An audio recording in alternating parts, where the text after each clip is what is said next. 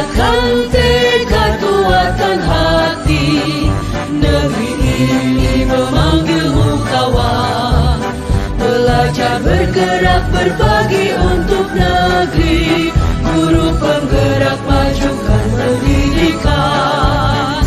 Guru penggerak menghamba pada murid. Kreatif, rancang pembelajaran. Hargai potensi, tingkatkan prestasi. Lahirkan profil pelajar Pancasila. Belajar, bergerak, berbagi untuk negeri. Kita menjalin kolaborasi. Belajar, bergerak, berbagi untuk negeri. Demi bakti pada Ibu Pertiwi.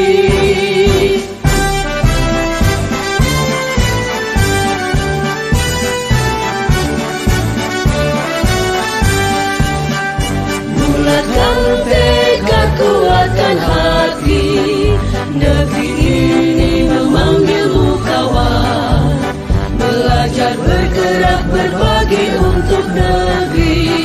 Guru penggerak, majukan pendidikan. Guru penggerak menghamba pada murid. Kreatif, rancang pembelajaran.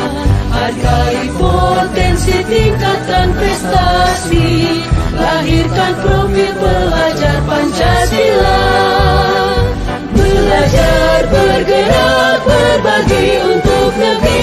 Kita menjalin kolaborasi. Belajar, bergerak, berbagi untuk negeri. Assalamualaikum warahmatullahi wabarakatuh. Perkenalkan, nama saya Lukman Soleh Skom, calon guru penggerak angkatan ke-7 dari Kota Surabaya, SMK Negeri 1 Surabaya. Pada kesempatan kali ini saya akan mencoba wawancarai kepala sekolah yang pertama, yaitu dengan Ibu Eko Widiani MPD dari SMP Negeri 1 Surabaya. Assalamualaikum Bu Eko. Waalaikumsalam. Mohon maaf mengganggu waktunya, kesibukannya. Mohon maaf, ini saya mendapatkan tugas dari LMS, calon guru penggerak. Bahwasanya saya ingin mendapatkan pengalaman Ibu sebagai kepala sekolah, dalam hal ini sekolah di SMP Negeri 1 Surabaya, dan yang mana nanti mohon maaf ada beberapa pertanyaan yang mungkin bisa membantu saya untuk menyelesaikan tugas ini. Begini Bu Eko, dari pengalaman Ibu, bagaimana Ibu bisa mengidentifikasi kasus-kasus yang terjadi di sekolah, yang mana itu termasuk dilema etika atau rujukan moral? Biasanya dalam atau Ibu mengidentifikasi permasalahan tersebut, mencari informasi yang akurat. Yang pertama dari narasumber atau dari sumber utamanya adalah dari guru, kemudian dari PK, kemudian wali kelas, kemudian dari siswa atau dari yang punya masalah yang bersangkutan. Dari identifikasi masalah tersebut, dari sumber-sumber tersebut, kita baru bisa mengidentifikasi permasalahan tersebut, termasuk dilema etika, termasuk moral, mana yang harus kita selesaikan. Kemudian ketika ada sebuah kasus di sekolah yang mana kasus tersebut ada dokumen yang sama-sama benar, artinya dua pihak ini yang sama-sama benar dan itu mengandung nilai kebajikan. Kira-kira bagaimana Ibu mengambil keputusan? Karena permasalahan tersebut sama-sama permasalahan yang mengandung kebajikan, sudah pastinya dari dua permasalahan atau lebih ada satu masalah yang paling utama atau paling urgent. Dari permasalahan yang paling urgent itulah yang harus kita selesaikan sesuai dengan kondisi atau kebutuhan. Andai kata yang dibutuhkan urgent, ya segera harus kita selesaikan saat itu juga, yang harus berkomunikasi dengan pihak-pihak. Jadi itu termasuk langkah atau prosedur yang ditempuh hingga nanti tidak menyalahi surya. Mungkin hal-hal apa saja yang mana Ibu anggap efektif ketika dalam mengambil sebuah keputusan yang lokasi ini termasuk kasus yang dilematika. Cara pengambilan keputusan yang pertama adalah berkoordinasi dan berkomunikasi. Itu adalah salah satu modal yang sangat efisien dan efektif. Karena tanpa adanya koordinasi dan komunikasi pasti semua permasalahan atau pengambilan keputusan tidak akan berhasil dengan baik. Dengan siapa saja pengambilan keputusan itu? Salah satunya adalah kita harus bersinergi dengan beberapa pihak terkait. Yang pertama, dari guru yang bersangkutan yang mengetahui secara langsung ataupun bisa BK, maupun koordinasi dengan kesiswaannya. Kemudian yang tidak kalah pentingnya adalah dengan orang tua yang bersangkutan dan peserta didik yang bersangkutan. Apabila memang permasalahan itu, paling tidak kalau di sekolah mayoritas adalah dengan peserta didik. Seperti itu. Itu kronologi sebelum pengambilan keputusan bagaimana kita harus berkoordinasi dan berkomunikasi yang baik dari pihak-pihak yang terkait. Ya. Dari kasus yang pernah ikut tangani, kira-kira selama ini tantangan apa yang mungkin dianggap yang besar juga ketika ini harus segera diputuskan? Selama ini sebenarnya tantangannya dimanapun tempat hampir sama. Tantangan yang paling susah itu adalah kalau kita mau koordinasi langsung dan bertemu langsung dengan orang tua, karena orang tua adalah ya yang bertanggung jawab paling utama kepada putra putrinya.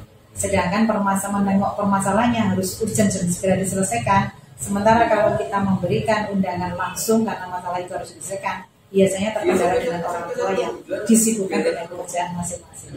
Pasti hambatannya mayoritas adalah dengan kesibukan orang tua masing-masing. Selama ini itu sih sepertinya yang hambatan atau tantangan yang kami hadapi. Ya.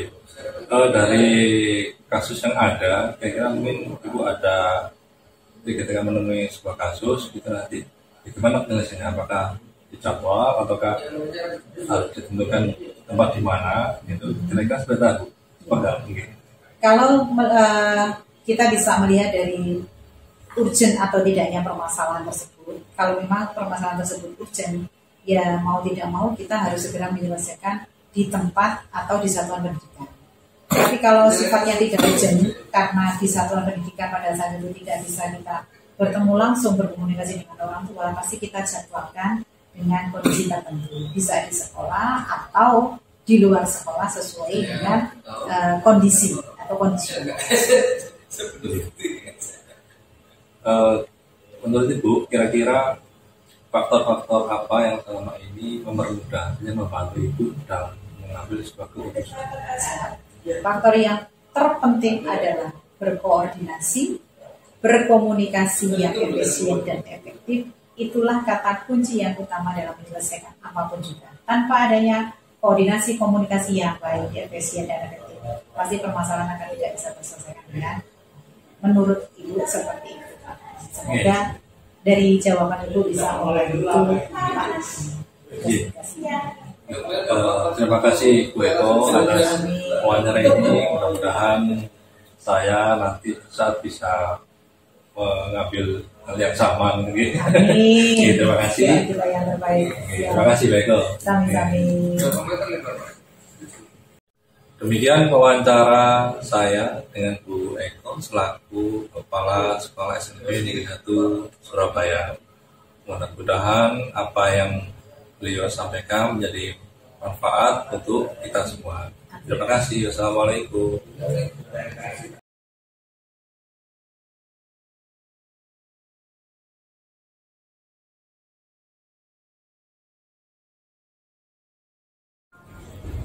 Assalamualaikum warahmatullahi wabarakatuh. Saya akan melanjutkan kembali wawancara yang kedua, yaitu dengan Bapak Dr. Sudarwo selaku SMK Kepala Sekolah SMK Negeri 1 Surabaya. Assalamualaikum Pak Anton. Waalaikumsalam Pak Anton. Ngapunten mengganggu waktunya.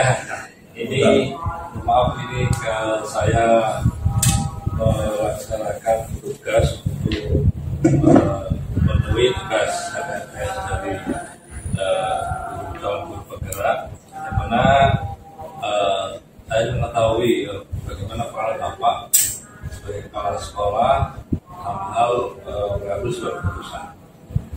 Yang pertama mungkin dari beberapa kasus yang mungkin pernah Bapak tangani, kira-kira bagaimana Bapak bisa mengidentifikasi kasus tersebut, termasuk dilema etika dan rujukan. Terima kasih Pak. Tentu di dalam mengambil keputusan ini kadang-kadang kan kita dihadapkan pada situasi yang sulit. Pertama,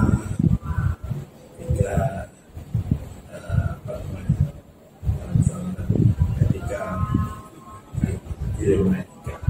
Nah, di dalam dilema etika itu kan sesuatu yang baik dengan yang baik, benar dengan benar, benar dengan kebenaran. Sementara yang satunya yang apa? Keinginan yang benar dengan yang salah, salah itu kan moral. Itu memang yang pertama yang harus kita lakukan. Kita harus tahu permasalahannya terlebih dahulu. Dalam arti ini kita mengenali masalah itu. Kita sudah tahu, kita coba mengumpulkan data-data, fakta-fakta yang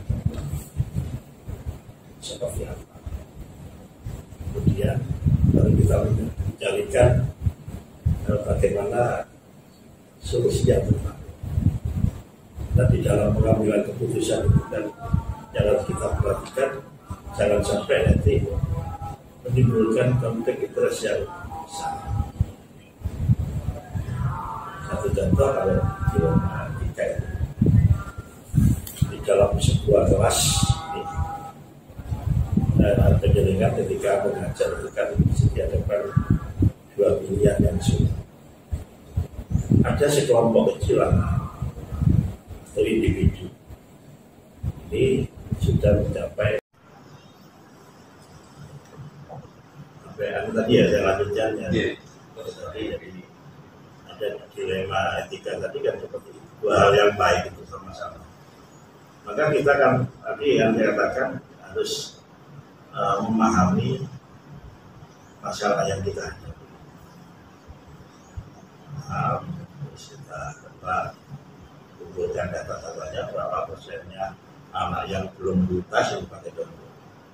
Ini yang tuntas. Dan ini supaya sama-sama merasa tidak ada yang dirugikan dari putusan ini. Anak yang pintar ini kita berikan tanggung jawab untuk membimbing teman-temannya. Anak itu tidak punya rasa bangga. Ini kan hal yang baik. Nah ini dibimbing dengan melalui tutor sebaya. Karena tutor sebaya itu kan memutus mata rantai ewo-kewo itu. Komunikasi antara siswa dengan gurunya itu kadang-kadang kan ada jarak seperti itu. Sehingga kalau tidak temannya akan lebih mudah. Satu sisi dia bangga kali ini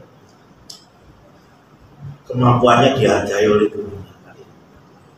Satu sisi itu juga terbantu oleh dengan kenapa dia bertujuan mungkin salah satunya komunikasi dengan gurunya tadi yang belum maksimal sehingga perlu dimaksimalkan kalau komunikasi dengan siswa. Nah dengan demikian yang clear keputusan yang kita ambil. Nah nanti kita evaluasi, ada refleksi kalau ketika mengambil keputusan. Oh dulu ada kasus seperti ini saya gini kan, bagaimana dampaknya? Itu kan menurut Pak Anton, kira-kira siapa saja atau pihak mana yang mungkin terlibat dalam penanganan kasus yang dilema etika? Intinya sampai nanti pengambil keputusan itu bersifat efektif. Ya, kalau seseorang itu mampu setelah melihat permasalahan dia sebagai pemimpin, tetap dirinya sendiri yang harus mengambil keputusan itu. Tetapi kalau memang memberikan pertimbangan, misalkan kalau di manajemen itu mungkin barangkali waka-waka, kalau dalam kasusnya dengan hulu, waka itu dimintai masukan. Kalau sifatnya memberikan masukan sih oke, tapi tetap keputusan nanti tertinggi diambil oleh pimpinan. Ya, berdasarkan data dan fakta yang ada itu, berdasarkan mengenali masalah tadi, memahami masalah yang dihadapi oleh seseorang, kemudian ini harus diteruskan. Nah, ini yang betul melibatkan pihak lain itu sifatnya hanya memberikan masukan, tapi keputusan harus diambil oleh seorang pemimpin. Menurut Bapak, tantangan apa selama ini yang dihadapi ketika ada sebuah kasus dan harus segera diputuskan? Ya, sebenarnya setiap kasus itu kan berbeda nanti penanganannya. Tapi ketika misalkan tantangannya kita hadapi itu, ketika kita harus memutuskan, katakanlah ada keterikatan secara emosi dengan kita, keluarga dekat kita, orang dekat kita, kadang-kadang ketika ada hal-hal yang baik itu mengalami dilematis etika atau dalam yang satunya ya itu terkait dengan moral tadi apa? Juga moral itu kebaikan dengan kesalahan. Nah, tapi kalau dilema etika kan kebaikan dengan etika. Nah, kadang-kadang itu buat dilematis seperti itu, tantangan untuk menyelesaikan. Makanya di dalam pengambilan keputusan itu kan nggak boleh mengedepankan emosi dan nggak mengedepankan ada hubungan kasih sayang, hubungan nggak boleh, harus benar-benar berpegang pada aturan. Ya kita melihat dampak nanti andaikan diambil ini dampaknya seperti apa. Nah, kita harus punya tegas, punya keputusan itu nanti dapat dipertanggungjawabkan. Bisa, jadi tantangannya ya ketika menghadapi pada orang-orang yang terdekat dengan kita, misalkan keluarga kita, bahkan di lingkungan yang terdekat kita, manajemen mengatakan begitu. Itu yang tantangan tersendiri dan betul-betul kita di dalam hati mengambil keputusan itu mempertimbangkan banyak hal. Nanti ini diuji kalau saya begini, apakah itu tidak berdampak ada yang berusaha bagaimana itu yang sudah ya nanti itu keputusan yang diambil menjadi keputusan yang terbaik endingnya ya dengan risiko yang sangat tinggi. Konflik interestnya itu dengan yang lain ini sekali. Ini yang tantangannya. Jadi keputusan kepada orang-orang yang terdekat dengan kita itu yang memang memerlukan ekstra agak sulit.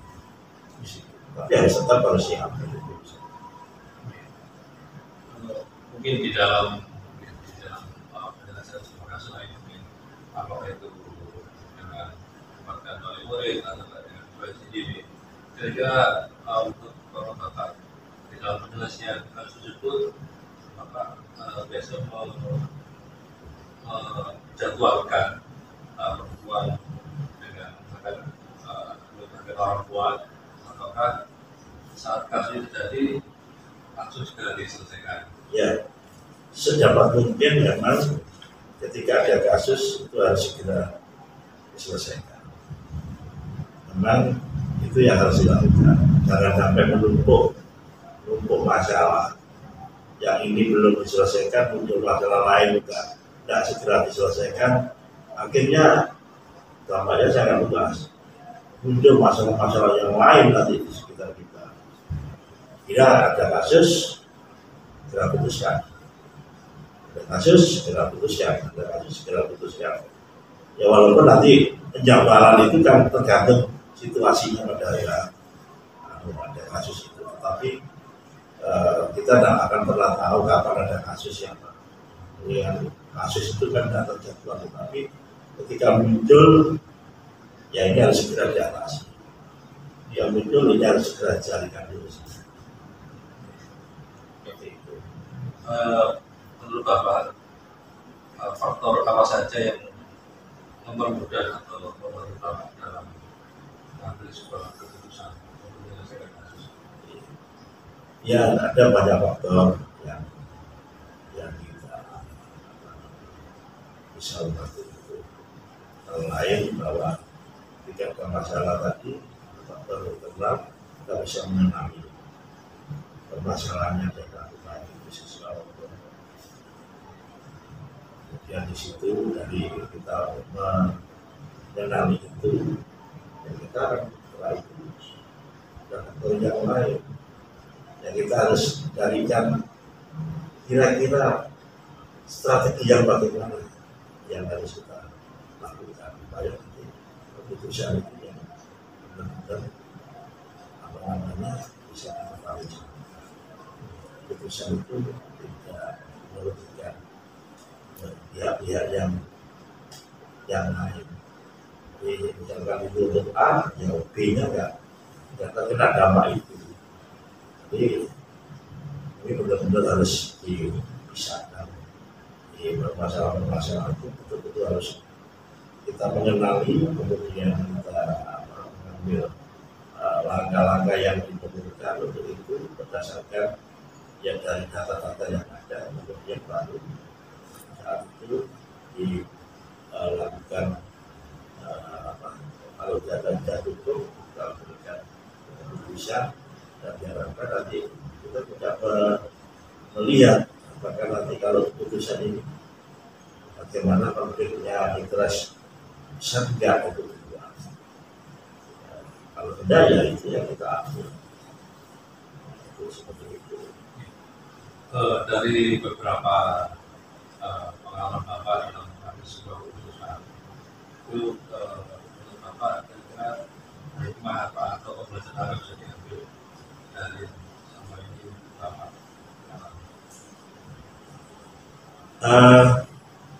Dari sekian banyak masalah yang pernah saya hadapi, yang terpenting itu kan tidak setiap masalah itu punya penyelesaian yang sama.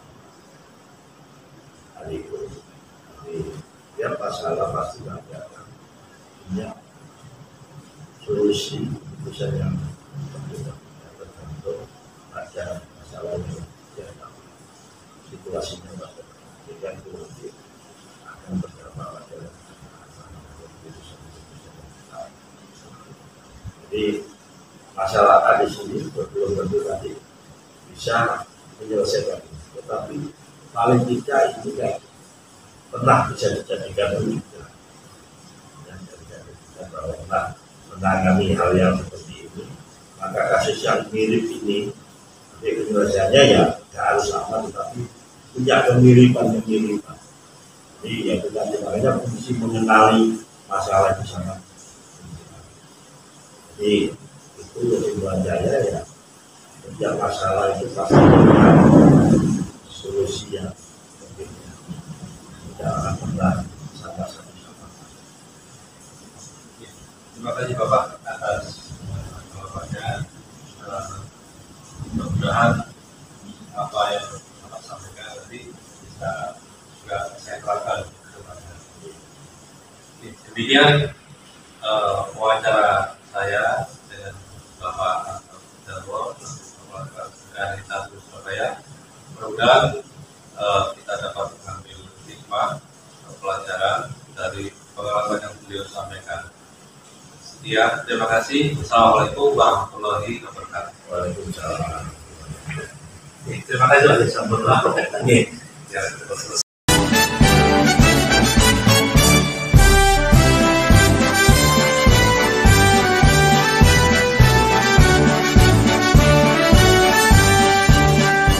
Bulatkan tekad, kuatkan hati, negeri ini memanggilmu kawan.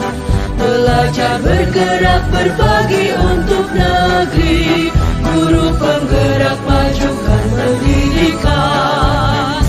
Guru penggerak menghamba pada murid, kreatif rancang pembelajaran.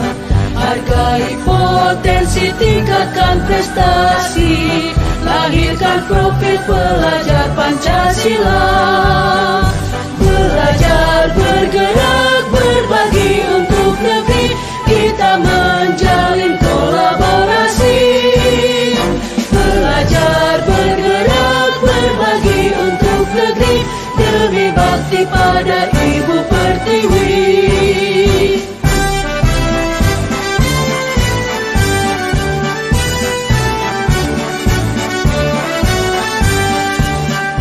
Bulatkan tekad, kuatkan hati, negeri ini memanggilmu kawan. Belajar, bergerak, berbagi untuk negeri, guru penggerak majukan pendidikan. Guru penggerak menghamba pada murid, kreatif rancang pembelajaran. Hargai potensi, tingkatkan prestasi, lahirkan profil pelajar Pancasila. Belajar, bergerak, berbagi untuk negeri, kita